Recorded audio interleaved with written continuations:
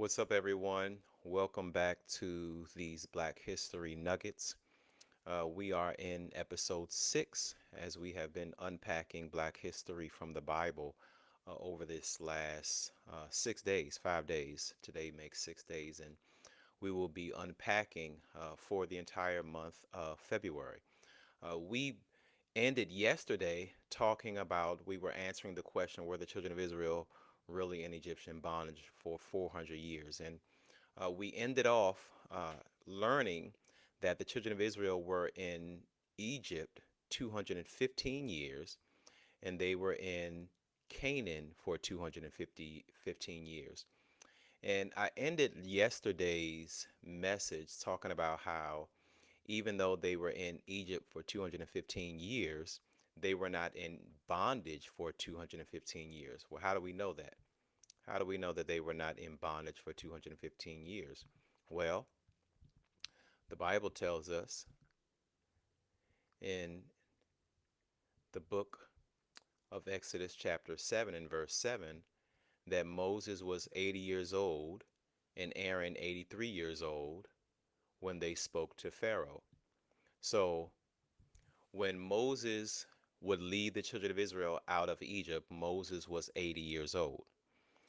So what does that have to do with them being in Egyptian bondage less than 215 years? Well, if you look at the beginning of the chapter in Exodus chapter 1, in Exodus chapter 1, we find that the children of Israel, in Exodus chapter 1, and if you look, begin around verse 6, it says, better yet, verse 5, Exodus chapter 1 and verse 5, all those who were descendants of Jacob were 70 persons, for Joseph was in Egypt already. And Joseph died, all his brothers and all that generation. But the children of Israel were fruitful and increased abundantly, multiplied and grew exceedingly mighty, and the land was filled with them. Now there arose a new king over Egypt who did not know Joseph. And he said to his people, look, the people of the children of Israel are more and mightier than we. Come, let us deal shrewdly with them, lest they multiply. And it happened, in the event of war, that they also join our enemies and fight against us, and so go up out of the land. Therefore they set taskmasters over them to afflict them with their burdens, and they built for Pharaoh supply cities, Pithom and Ramses.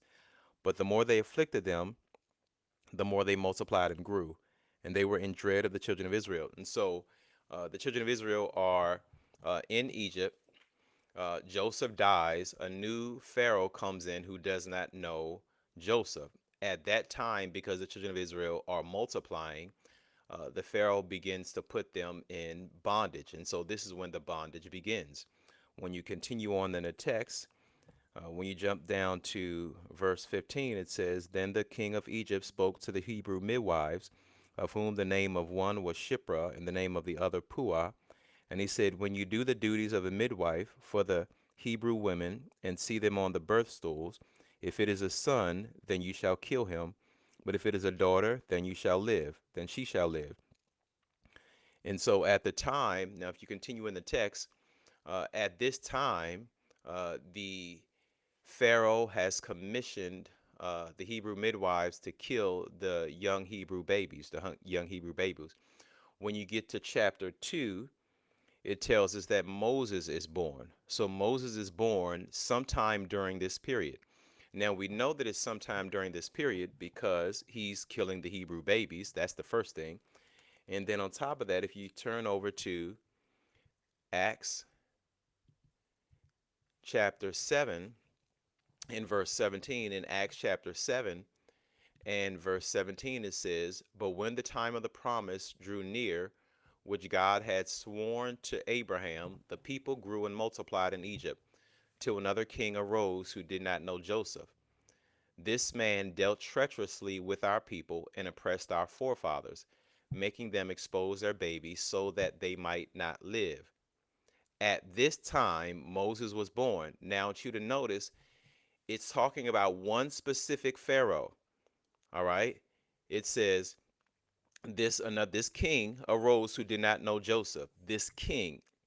This man dealt treacherously with our people and oppressed our forefathers, making them expose their babies so that they might not live. At this time, during the time of this king, Moses was born and was well pleasing to God. And so Moses is born at the same time that this persecution is taking place. So if Moses is born at the time the persecution is taking place, and Moses leads the children of Israel out of Egypt at the age of 80, when he's 80 years old, that means that the children of Israel could not have been in bondage no more than 80 or so years. 80 or so years. The children of Israel could not have been in Egyptian bondage for more than 80 or so years. And so, if the children of Israel were not in Egyptian bondage for more than 80 or so years, that would have to lead us to believe that in Genesis chapter 15, in verse 13, let's go there. Genesis chapter 15, verse 13, which is the text that we began with. In Genesis 15, in verse 13, where it says, Then he said to Abram, Know certainly that your descendants will be strangers in a land that is not theirs, and will serve them, and they will afflict them 400 years. So, when we read that text, we typically, like as I said before, we typically think of that text being referring to the children of Israel being in Egyptian bondage for 400 years. But we just learned that the children of Israel, first of all, they were not in Egypt for 400 years. They also were not in Egyptian bondage for 400 years. They were in Egypt for 215 years.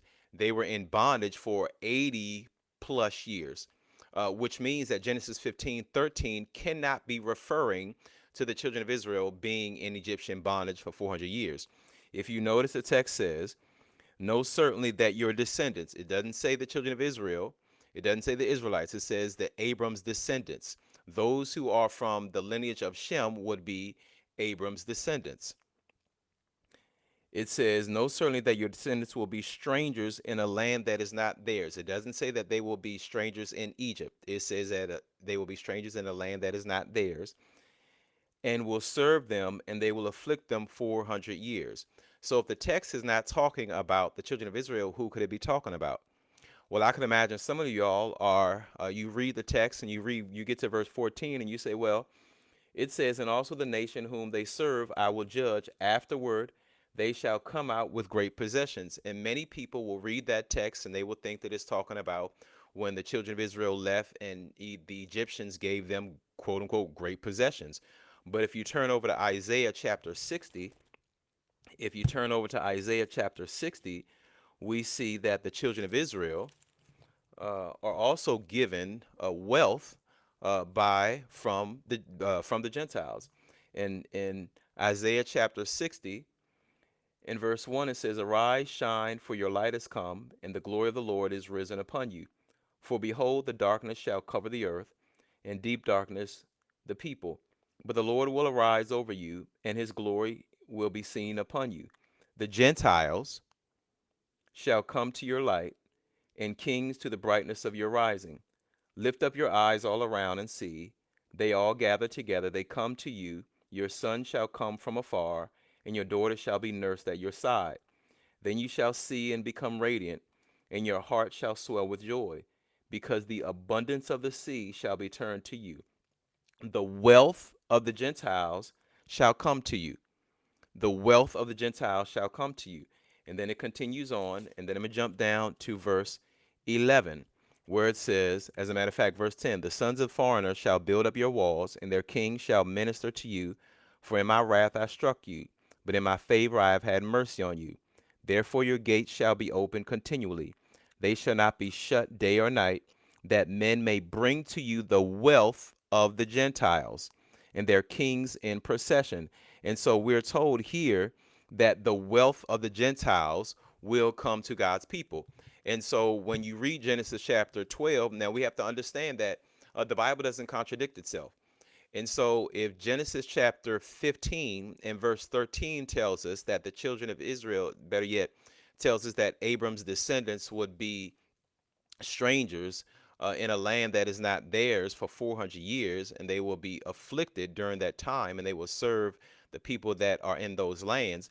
If we know that the children of Israel were not in Egyptian bondage for 400 years, that means that Genesis 15:13 and verse 14 cannot be referring to them.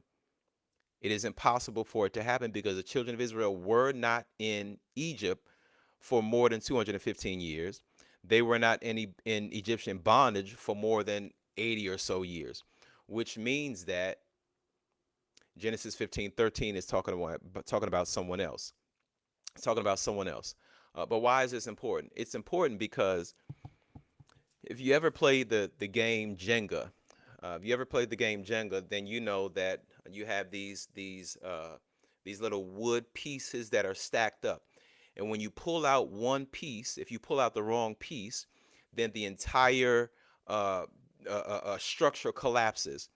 It's the same thing here with Genesis 15 and verse 13. The entire narrative has been that Genesis 15:13 is talking about the children of Israel. If Genesis 15:13 is not talking about the children of Israel, if we pull out that piece from the narrative, then it makes the entire structure, the entire narrative, the entire belief system crumble, because it means that Genesis 15:13 has to be talking about some other group of people that are descendants of Abraham, that are somewhere in the world. They have been oppressed for 400 years. And if they are descendants of Abraham, that means that they are the children of Israel. If they are the children of Israel, that means that those individuals have to be treated differently than the other people. You see, why is this important? Right now, in in Israel, they are fighting over a land. They're fighting over land that the quote unquote Jewish people say is theirs. Okay, they're fighting over land that the Jewish people say is theirs. Now, also, if you think about the fact that if the Jewish people are not natives to that land, and we're going to get to that later, if they are not God's chosen people, or they are not the people that are referred to in Genesis 15 and verse 13, that has to lead you to wonder, who is it talking about? Who is it talking about? So they're fighting over a land really that does not belong to them. The Palestinians don't own that land. The quote unquote Jewish people don't own that land either, because those are not the people that are referred to in Genesis 15, verse 13. We also have to think of it like this. Uh, One of the reasons why this country supports, one of the reasons, the main reason why this country, especially the evangelicals in this country, support Israel is because in Genesis chapter 12, the Bible says that God will bless those who bless Israel. God will bless those who bless Israel. And so this country, the evangelicals as well, are very protective of Israel because they believe that God is going to bless those who bless Israel. This is important. Genesis 15, verse 13, it's important for us to understand who the real children of Israel are, because we need to understand, and the powers that be need to understand, that they are blessing, they are shielding, they are protecting the wrong people. The wrong people. The people that they are oppressing, they have to understand, are the people that God says they ought to be blessing. The people that they are currently oppressing all around the world are the people that God says they ought to be blessing. And so this is one of the reasons why this information is so important. We are going to unpack this a little bit more in our next episode tomorrow. And I pray that you were blessed by today's episode. God bless.